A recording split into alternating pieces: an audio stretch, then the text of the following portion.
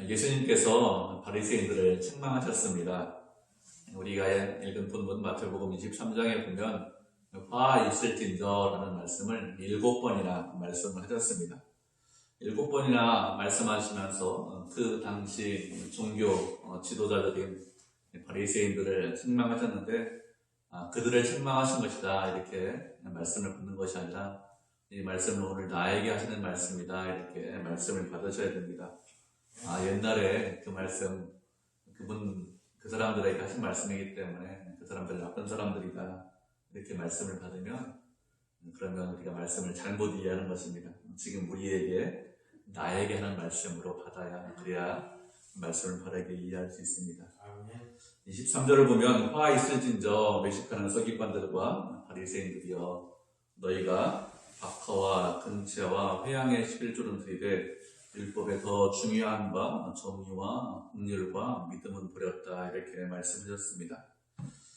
오늘 말씀은 11조에 관해서 우리가 헌금에 관해서 좀 말씀을 드리려고 합니다. 구약시대 이스라엘 백성들은 율법에 따라서 11조를 드렸습니다. 11조라는 말 때문에 내 수입 중에 10분의 1을 하나님께 드렸다 이렇게 생각을 할 수 있는데 그렇게 단순하지 않아요. 구약시대의 11조가 그렇게 단순하지 않습니다. 구약시대의 11조는 한 종류의 11조를 드린 것이 아니라 세 종류의 11조를 드렸습니다. 한 종류가 아니라 세 종류다 이렇게 말씀드렸는데 우리가 말씀을 좀 찾아보면서 어떤 11조가 있는지 살펴보도록 하겠습니다. 레위기 27장 30절로 34절 말씀 우리 찾아보도록 하죠. 레위기 27장 30절에서 34절 한 절씩 읽고 마지막 절 확보하도록 하겠습니다. 창세기 특히 레위기 27장입니다. 레위기 28장이 마지막 장이죠. 27장 30절로 34절입니다. 한 절씩 읽겠습니다. 그리고 그 땅의 10분의 1, 곧 그 땅의 곡식이나 나무의 열매는 그 10분의 1은 여호와의 것이니 여호와의 성물이라. 또 만일 어떤 사람이 그 11조를 누르려면 그것의 5분의 1을 할 것이요 모든 소나 양의 11조는 목자의 지팡이 아래로 통과하는 곳의 10번째의 군마다 여호와의 성물이 되리라. 그 우열을 가려면 바꾸나 하지 말라. 바꾸면 둘 다 거룩하니 무지무하리라. 34절 같이 읽겠습니다. 이것은 여호와께서 시내산에서 이스라엘 자손을 위하여 모세에게 명령하신 계명이니라. 이스라엘 백성들이 드리는 첫 번째 11조는 땅에 나는 곡식이나 아니면 나무 열매 같은 것에 11조를 드렸습니다. 목축하는 사람들도 있었죠. 목축하는 사람들은 가축의 11조를 드려야 했습니다. 땅에 나는 곡식 같은 경우는 농사 짓는 경우를 말합니다. 보리나 밀 이런 농사를 짓는데 그 곡물에 대해서 11조를 드려야 되고, 그리고 나무 열매는 포도 농사를 짓죠. 아니면 감람류라고 하는 올리브유라고 하죠. 지금은 그런 나무 열매에 기름을 떼면 그것에 대해서 11조를 드려야 했습니다. 동물 같은 경우에는 매 10번째 동물마다 11조를 드려라 이렇게 말씀을 하고 있습니다. 왜 그런가 하면 어떤 동물은 건강한 동물이 있어요. 동일한 소지만, 동일한 양이지만 어떤 동물은 좀 비실비실한 그런 동물이 있지 않습니까? 건강한 동물은 값이 많이 나가고 그렇지 않은 동물은 값이 적게 나가는데 11조를 드린다고 하면서 좋은 동물을 드리는 것이 아니라 나쁜 동물만 골라서 드릴 수 있습니다. 그래서 지팡이를 놓고서 그 밑에 통과해서 10번째 것만 11조.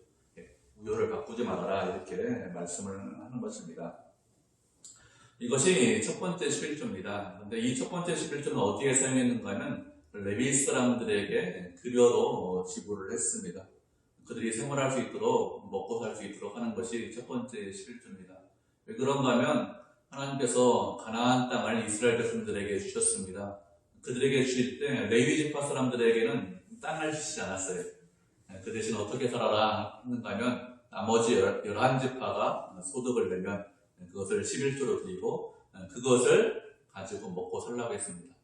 곡식이 나오면 곡식을 그대로 드렸습니다. 그리고 나무 열매가 나오면 나무 열매를 그냥 주고 가축 같은 경우도 그냥 주어서 레위 지파 사람들이 먹고 살 수 있도록 했습니다.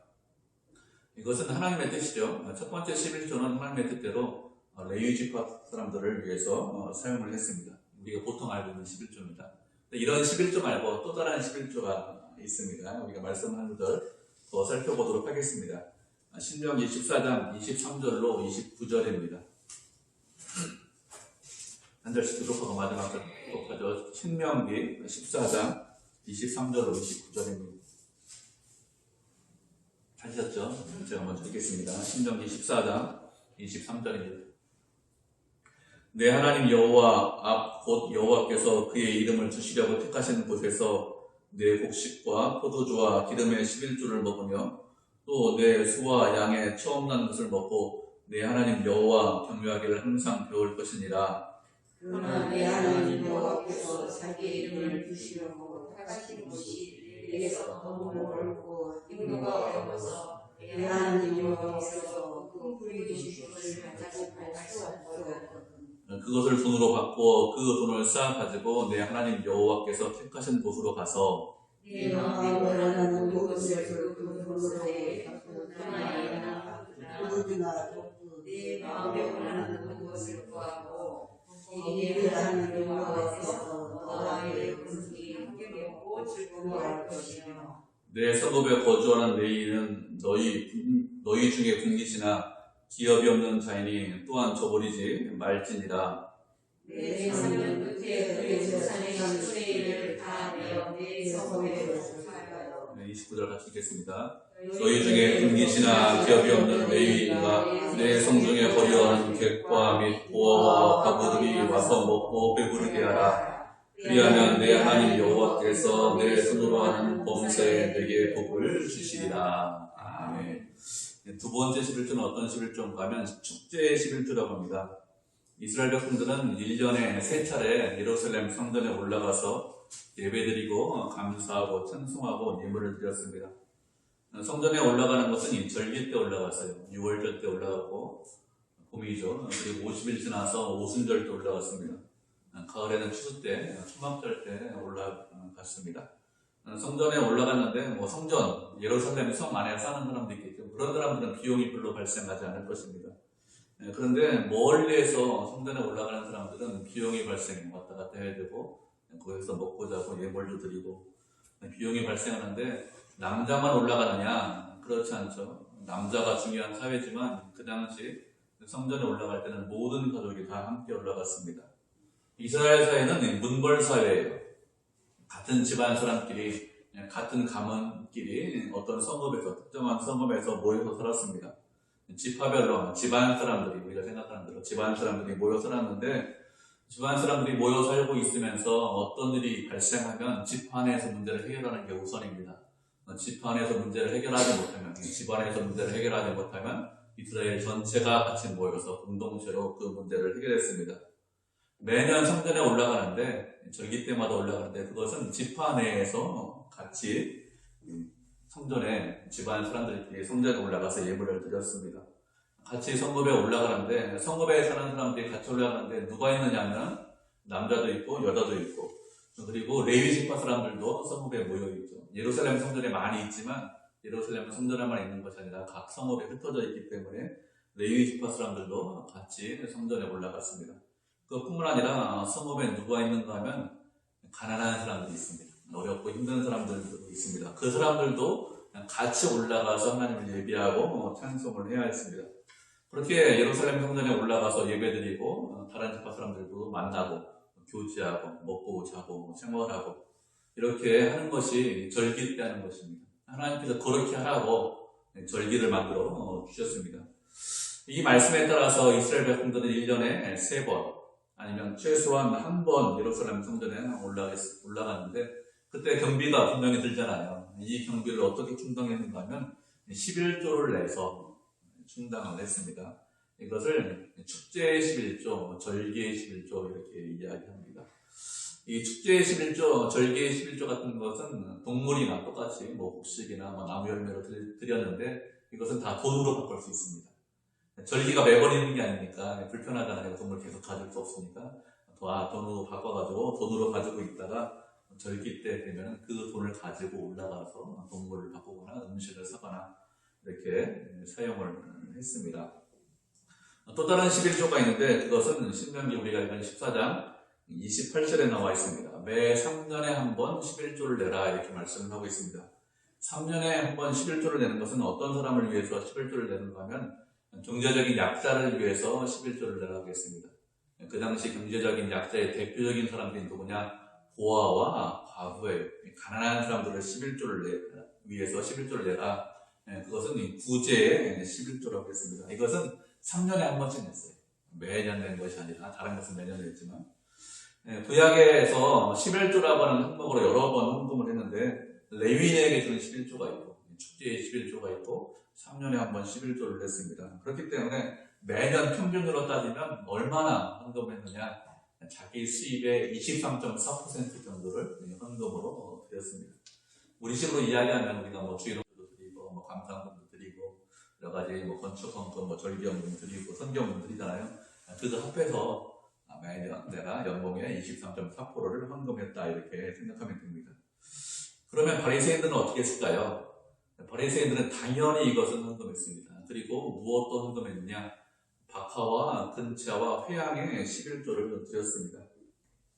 박하와 근체와 회양이라는 것은 아주 작은 식물을 말합니다. 어떤 씨앗, 들깨 같은 씨앗 이런 것들을 조그만 상추 같은 그런 것인데 하나님께서 땅의 소산을 11조를 드려라 이렇게 말씀하셨는데 작은 것들은 말씀하시지 않았어요. 크고 중요한 것만 말씀하셨습니다. 밀이나 곡식, 포도 열매, 그리고 가축 같은 경우도 소, 양 이렇게 큰 것만 말씀하셨지 아주 작고 세세한 것까지는 11조를 드려라 이런 말씀을 하시지 않았습니다. 그런 거 11조 내라고 말씀하신 적이 없습니다.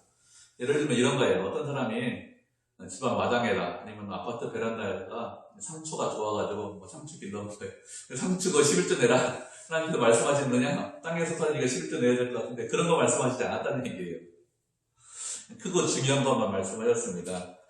근데 박하와 회양과 근체의 11조를 바리새인들이 드렸습니다. 근데 이 바리새인들은 말씀하시지 않았는데 드린 거예요. 왜 드렸느냐? 말씀을 쭉 읽어보니까 땅에 소산이 있으면 11조 드리라고 했으니까 내가 상추 얻으면 상추 11조 내야 돼. 이렇게 생각을 한 겁니다. 그래서 박하와 근체와 회양의 11조를 냈습니다. 그러면 하나님의 말씀을 잘 적용했기 때문에 율법을 철저하게 지켰기 때문에 예수님께서 그 율법을 철저하게 지킨 것을 잘했다 칭찬하셔야 될 것 같습니다. 그런데 오히려 그렇게 11조 냈는데도 어떻게 했습니까? 책망했습니다.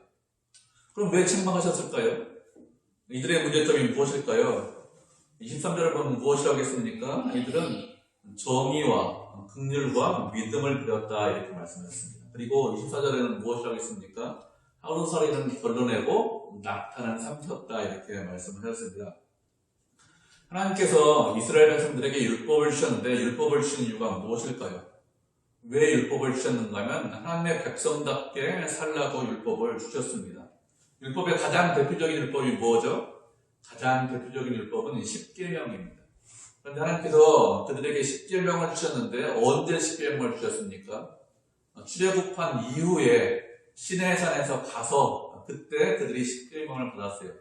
출애굽하기 이전에 애굽에 있는 동안에 10계명을 주신 것이 아닙니다. 무슨 뜻인가 하면 애굽에 노예가 있는데 너희가 10계명을 잘 지키면 그래 너 잘 지켰으니까 내가 그거 보고 너희를 구원시켜줄게 이렇게 말씀하신 것이 아니라는 거예요.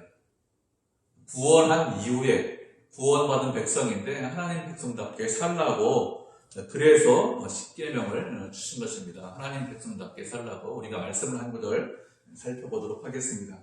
출애굽기 19장 5절로 6절 말씀 살펴보도록 하죠. 출애굽기 19장 5절로 6절입니다.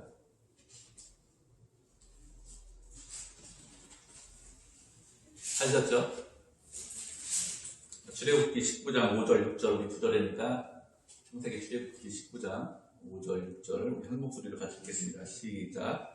세계가 다 내게 사하였나니 너희가 내 말을 잘 듣고 내 언약을 지키면 너희는 모든 민족 중에서 내 소유가 되겠고 너희가 내게 대하여 제사장 나라가 되며 거룩한 백성이 되리라. 너는 이 말을 이스라엘 자손에게 전할지니라. 아멘. 이 말씀은 출애굽한 이후에 이스라엘 백성들에게 하시는 말씀입니다. 말씀을 쭉 읽어보면 이렇게 하면 이렇게 해줄 거야 이렇게 조건부 언약처럼 들려요. 그런데 실제 말씀은 조건부 언약이 아니라 이스라엘 백성을 출애굽시킨 이유와 목적이 무엇인지 구체적으로 말씀하시는 것입니다. 왜 출애굽시켰느냐? 제사장 나라가 되고 거룩한 백성이 되게 하기 위해서 출애굽시켰다 이렇게 말씀하셨습니다. 제사장 나라가 된다는 것은 하나님과 특별한 관계를 맺으면서 살아간다는 것입니다. 세상에 있는 다른 민족, 다른 나라 백성들은 하나님과 특별한 관계가 아니에요. 그런데 이스라엘 백성은 너와 나는 특별한 관계다. 이것을 말씀하시는 것이 제사장 나라다 이런 뜻입니다. 특별한 관계라는 것은 쉽게 말하면 아버지와 아들이다 이런 뜻입니다. 이스라엘 백성을 자녀로 만들기 위해서, 내 아들로 만들기 위해서 그래서 출애굽시켰다는 것입니다. 그리고 왜 율법을 주셨습니까? 20장에 가면 10여 명이 나오는데 하나님의 자녀답게 살라고. 이제 하나님의 왕자인데, 하나님의 자녀인데 그 자녀답게 사는 것이 무엇이냐? 그것은 말씀에 순종하고 율법에 순종하라고. 그래서 율법을 주셨습니다. 이 율법에 대해서 예수님께서 신약에 대해서 무엇이라고 말씀하셨습니까? 두 가지로 요약해서 말씀해 주셨죠. 가장 크고 중요한 것이 뭐라고요? 하나님을 사랑하는 것이고, 그리고 두 번째가 무엇입니까? 이웃을 사랑하는 것이다. 율법이 너무 많으니까 크고 중요한 거 두 가지만 말씀해 주셨습니다. 하나님 사랑하는 것, 이웃을 사랑하는 것 이렇게 말씀해 주셨는데, 그런데 바리새인들은 이것을 버렸다는 거예요. 정의와 긍휼과 믿음을 버렸다 이렇게 말씀하고 있습니다. 정의라는 것이 무엇입니까? 정의라는 것은 세상을 살아갈 때 올바르게 살아가는 것이 정의입니다. 세상 사람들은 보통 무엇이라고 이야기합니까? 힘이 정의다 이렇게. 세상의 역사는 힘의 편이고 힘 있는 것이 곧 정의다 이렇게 이야기합니다. 그런데 정말로 정의가 살아있으면 어떻게 됩니까? 강자나 약한 자나 공평한 사회, 그런 사회가 정의라는 사회이죠. 누구든지 잘못한 일이 있으면 처벌받아야 됩니다. 강한 사람이 있지 약한 사람이 있지. 누구든지 잘한 일이 있으면 칭찬을 받아야 됩니다. 그렇게 누구에게나 동일한 대우를 받는 것, 그것이 정의로운 사회인데, 그런데 바리새인들은 그렇게 하지 않았습니다.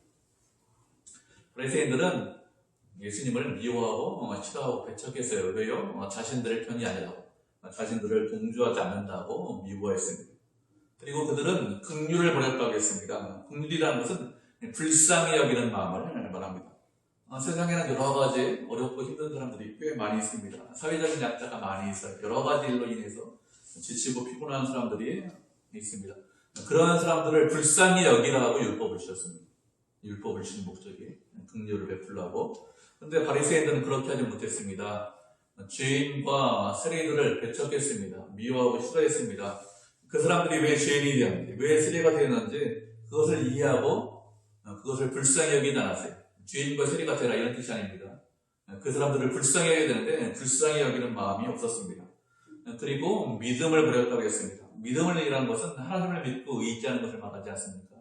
우리가 신앙생활을 할 때나 사회생활을 할 때 가장 중요한 것이 무엇인가 하면 무엇을 하든지 어디에 있든지 주님을 믿고 의지하는 것입니다. 그런데 그들은 주님을 믿고 의지하는 것이 아니라 어떻게 했죠? 자기 자신을 믿고 의지했습니다.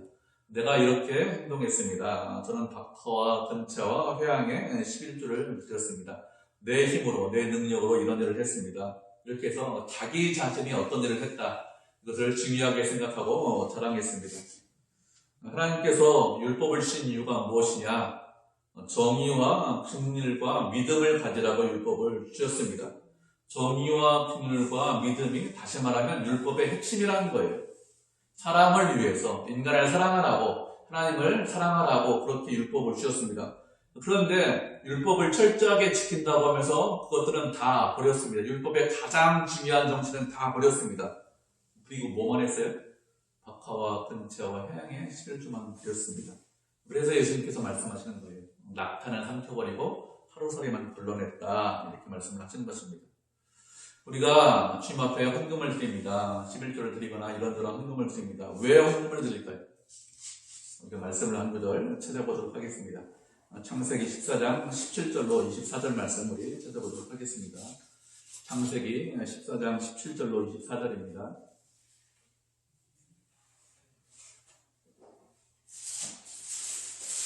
창세기 14장 17절로 24절 한 절씩 우리 교독하도록 하겠습니다. 먼저 읽겠습니다. 아브라함이 그둘라오멜과 그와 함께한 왕들을 처부수고 돌아올 때 소돔 왕의 사회의 불작이 곧 왕의 불작이로 나와 그를 영접하였고 살렘과 멜기세덱이 떡과 술을 가지고 나왔으니 그는 지극히 높으신 하나님의 제사장이었더라. 그가 아브라함에게 축복하여 이르되 천지의 주제이시오 지극히 높으신 하나님이여 아브라함에게 복을 주옵소서. 너희 대적을 내 눈에 비치신 지극히 높으신 하나님을 찬송하리로다. 하되 아브라함이 그 어두운 곳에서 수레를 멜기세덱에게 주었더라. 소돔 왕이 아브라함에게 이르되 사람은 내게 보내고 물품은 내가 가지라. 아브라함이 소돔 왕에게 이르되 천지의 주제이시오 지극히 높으신 하나님 여호와께 내가 손을 들어 맹세하노니 내 말이 내가 아브라함으로 치부하게 하였다 할까 하여 내게 속한 것은 실 한 오락이나 들매 큰 한 가닥도 내가 가지지 아니하리라. 오직 젊은이들이 먹은 것과 나와 동행한 아들과 에스골과 멜기세덱 제사장이니 그들의 그 눈빛을 가질 것이니라. 아멘. 이 말씀은 아브라함이 살렘 왕 멜기세덱에게 11조를 드리는 것에 관해서 말씀을 하고 있죠. 창세기 14장의 앞부분 우리가 안 읽었지만 앞부분을 보면 그둘라오멜이라는 왕과 함께한 네 왕의 연합군이 있습니다. 그 연합군과 소돔과 함께한 5왕인데 그 5왕 연합군 그렇게 두 연합군이 전쟁을 합니다. 지금 표현으로 하면 세계 대전을 하고 있는 거예요. 이 전쟁을 왜 하는가 하면 소돔왕을 연합한 소돔왕을 위시한 그 주변에 있는 사람들이 그둘라오멜 왕을 섬겼습니다. 그둘라오멜이 힘이 세기 때문에 그렇게 섬기다가 배반을 해요. 그러자 그둘라오멜이 배반한 것을 알고 주변에 있는 나라들 네 나라를 연합해가지고 쳐들어와서 전쟁을 하는데 그 전쟁에서 그둘라오멜 왕이 이깁니다. 그런데 문제는 무엇인가 하면 그둘라오멜 왕이 소돔에 살고 있던 아브라함의 조카 롯을 잡아갑니다. 그러자 아브라함이 어떻게 합니까? 그도 사람들을 데리고 집에 길리온 병사 318명 그리고 여기 있는 아넬과 스골 이렇게 마무리에 분길 이런 사람들 그런 사람들과 같이 가가지고 전쟁을 합니다. 북쪽 끝에 있는 남쪽에 헤브론에 살고 있는데 북쪽 끝에 있는 그런 데까지 쫓아가서 전쟁하고 그리고 조카 롯을 구해옵니다. 그리고 빼앗긴 재물도 다 찾아오죠. 아브라함이 이렇게 전쟁에서 승리하자 전쟁에 패한 소돔 왕이 와서 그를 영접해요. 전쟁이 이겼기 때문에 영접합니다. 그리고 또 영접한 사람이 누구냐면 살렘 왕 멜기세덱이라는 사람이 와서 아브라함을 영접합니다. 떡과 포도주를 가져오고 아브라함에게 축복을 합니다. 그러자 아브라함이 어떻게 하는가 하면 자신이 얻은 것 중에서 10분의 1을 제사장 멜기세덱에게 드립니다. 왜 아브라함이 제사장 멜기세덱에게 10분의 1을 드릴까요? 아브라함도 알고 있습니다. 이 전쟁은 내가 이길 수 없는 전쟁이라는 것을 알고 있습니다. 하나님의 은혜가 아니라면 승리를 하지 못한다는 그것을 알고 있기 때문에 그것이 너무 감사해서 그럼에도 불구하고 전쟁에 승리해서 그것이 감사해서 자신이 얻은 것 중에서 10분의 1을 드리죠. 이것이 11조의 기원입니다. 무슨 뜻이냐? 내가 할 수 있는 것은 아무것도 없습니다. 모든 것이 하나님의 은혜입니다. 모든 것이 하나님의 것입니다. 그런 의미로 내가 10분의 10을 다 드려야 되는데 10분의 10은 다 못 드리고 내가 가진 것 중에 10개 중에 하나를 하나님께 드리겠습니다. 이렇게 하는 거죠. 우리가 헌금을 왜 드릴까요? 내게 주신 모든 것이 감사해서 내가 주신 모든 것이 내 것이 아니라 다 주님의 것입니다. 우리가 이 땅에 올 때 어떻게 왔습니까? 이 땅에 올 때 알몸으로 적신으로 왔어요. 누가 무엇 가지고 온 사람이 있습니까? 동전 한 푼 가지고 온 사람이 있나요? 아무도 그런 사람이 없죠. 그냥 알몸으로 왔는데 어떻게 합니까? 알몸으로 온 우리의 부모님들이 열심히 잘 키웠습니다. 그렇게 몇 년 동안 자라고 성장하다 보니까 나에게 이런저런 재능이 있습니다. 건강이 있습니다. 하나님께서 능력을 주셔서 세상에서 사회활동을 할 수 있습니다. 그래서 그런 모든 것에 감사해서 하나님께 헌금을 드리는 것이죠. 그 헌금이 감사헌금이든지 11조든지 어떤 헌금이든지 모든 것이 주님의 것입니다. 주님, 저에게 이런 것들을 주셔서 감사하고 기쁩니다. 이런 마음으로 우리가 예물을 드릴 때 그 예물을 하나님께서 받으십니다. 그런데 바리새인들은 이 헌금의 기본적인 정신은 다 잊어버렸습니다. 박하와 근채와 회양의 11조 드려 이런 자부심을 가지고 있습니다. 주님께서 말씀하시지 않았지만 나는 말씀하시지 않은 것도 난 11조 드리는 거야. 그러니까 나를 자랑스럽게 생각을 했습니다. 그런데 율법에 더 중요한 것이 무엇이냐? 정의와 인애와 믿음을 버렸다고 했어요. 더 중요하다고 했어요. 11조보다 더 중요한 게 뭐라고요? 정의와 인애와 믿음입니다. 다른 사람을 사랑하는 거고, 불쌍히 여기고, 하나님을 믿고 의지하는 것, 공평하게 대하는 것, 이것이 훨씬 더 중요한데, 그건 다 버리고, 나 11조 드렸다. 이렇게, 그것만 자랑했습니다. 11조 드리면서, 저 사람, 11조 안 드리는데, 정말 하나님을 사랑한다고 하는데, 사랑하는 겁니다. 다른 사람은 11조 안 드린다고 정죄하고 비난하겠죠. 이렇게 하는 것은 헌금의 기본 정신, 율법을 준 우리의 기본 정신을 잊어버린 것입니다. 하나님께서 우리에게 모든 것을 주셨죠. 우리가 하나님께 헌금을 드리는 이유가 무엇입니까? 그 은혜에 감사해서 헌금을 드리는 것이죠. 그래서 예수님께서 말씀하신 것입니다. 낙타는 삼켰다. 중요한 것은 삼켰다. 중요하지 않은 것만 가지고 있구나. 이렇게 말씀을 하고 있는 거죠. 우리가 헌금을 드립니다. 그러면 헌금을 드릴 때 얼마나 헌금을 드려야 될까요? 어떻게 헌금을 드려야 될까요? 구약에는 성도는 23.4%를 헌금 드렸다고 합니다. 자신의 연봉에. 그러면 우리는 얼마나 헌금을 드려야 될까요? 얼마나 헌금을 드려야 하나님께서 기뻐하시고 어떻게 헌금을 드려야 기뻐할까요? 신약시대는 어떻게 되는지 우리가 말씀하는 것을 찾아보도록 하겠습니다. 고린도후서 9장 6절로 7절입니다. 고린도후서 9장 6절로 7절.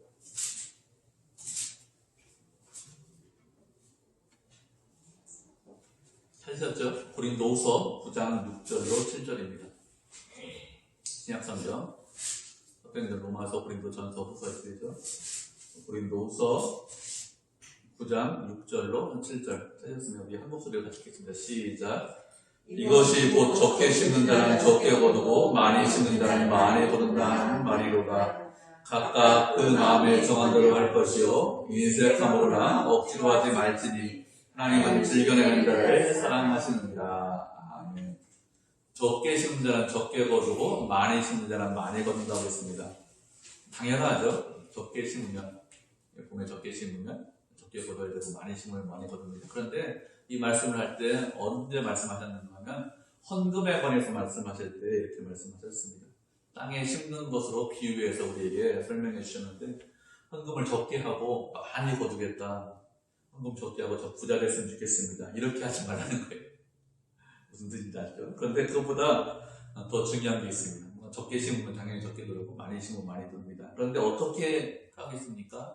그 마음에 정한 대로 하겠습니다. 인색함이나 억지로 하지 말라고 했습니다. 억지로 하지 말라는 것은 어떤 뜻이냐 이런 뜻입니다. 어떤 사람이 주님을 사랑합니다. 그래서 제가 헌금하겠습니다. 이런 마음이 있습니다. 그런데 얼마를 헌금해야 되나 잘 모르겠어요. 주변에 있는 사람들을 살펴봤습니다. 이 사람이 이만큼 안 돼, 저 사람은 저만큼 안 돼. 나도 그만큼 헌금해야겠다. 이런 마음이 들었습니다. 예를 들면 이런 거예요. 구약에 있는 성도가 자신의 연봉의 23.4%를 헌금했습니다. 그렇기 때문에 나도 그 정도 해야겠어 이렇게 생각을 했습니다. 근데 매달 이 사람이 버는 게 얼마 버느냐? 매달 100만 원 밖에 못 벌어요. 근데 4인 가족에 살아야 됩니다.